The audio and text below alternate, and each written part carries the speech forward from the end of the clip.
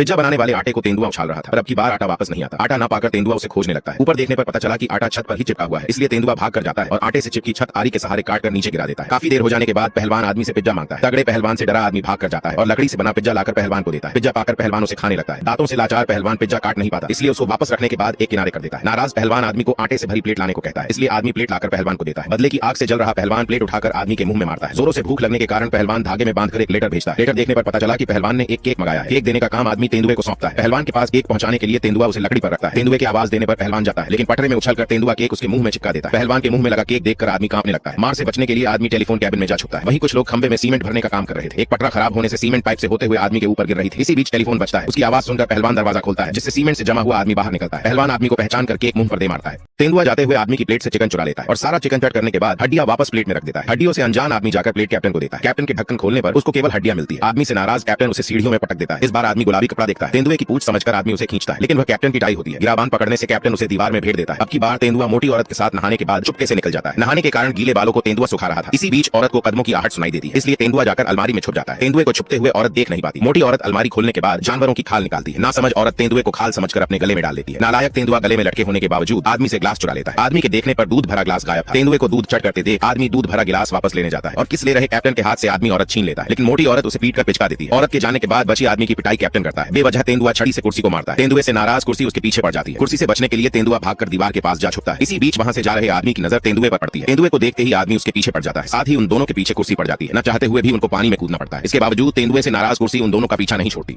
यह पहलवान अपनी ताकत लड़कियों को दिखा रहा था। पहलवान को देख तेंदुआ अपने आप को भुलाता है। पहलवान तेंदुए की ताकत देखकर चौंक जाता है। तेंदुए से जल रहा पहलवान उसे गिराने जाता है, लेकिन भारी डंबल लगने से पहलवान जमीन में घुस जाता है। तेंदुए को तैरते जाता देखकर पहलवान भी जाता है। अब तेंदुआ एक लहर पहलवान की तरफ ला रहा था। पहलवान अपनी जान बचाकर जोरों से भागता है, लेकिन चालाक तेंदुआ उसको अपनी लहर में फंसा लेता है। किनारे आने पर पता चला कि पहलवान की पापड़ी बन चुकी है। पहलवान देखता है सभी लड़कियों की नजर तेंदुए पर है, इसलिए तेंदुआ एक पूल में छलांग लगा देता है। लड़कियों के चक्कर में पहलवान भी छलांग मारता है। पूल सिकोड़ने से पहलवान की खोपड़ी जमीन में धंस जाती है। तेंदुए से तंग आ चुका पहलवान छलांग मार रहे आदमी का झूला छीनकर नीचे गिरा देता है और झूला तेंदुए के पास रखकर झूलने लगता है। पहलवान तेंदुए को पकड़ने की कोशिश करता है, लेकिन पकड़ नहीं सकता था। चालाक तेंदुआ पहलवान की हरकत पहचान कर उसके कंधों पर झूलता है। जब पहलवान की बारी आती है, तेंदुआ अपना झूला बंद करके पहलवान का झूला रखता है। उछाला हुआ पहलवान तवे में गिरने वाला था, इसलिए तेंदुआ झूला तवे में रखता है। पहलवान के गिरते ही उसका पिछवाड़ा जलने लगता है। पहलवान को भागते देख आदमी कुछ समझ नहीं पाता। अब की तेंदुए ने बहुत सारे बैलून फुलाए थे, वह तुरंत एक जानवर बना दे रहा था। तेंदुए का हुनर देख लड़कियां ताली बजाती हैं। नाराज पहलवान सभी बैलून फोड़ रहा था। ना समझ पहलवान कुत्ते के सुई कोच देता है। खतरनाक कुत्ता पहलवान के पीछे पड़ जाता है। पहलवान का पिछवाड़ा देखने से कुत्ता उसे खींच लेता है। हवा निकलने से फूला हुआ पहलवान पिचक जाता है।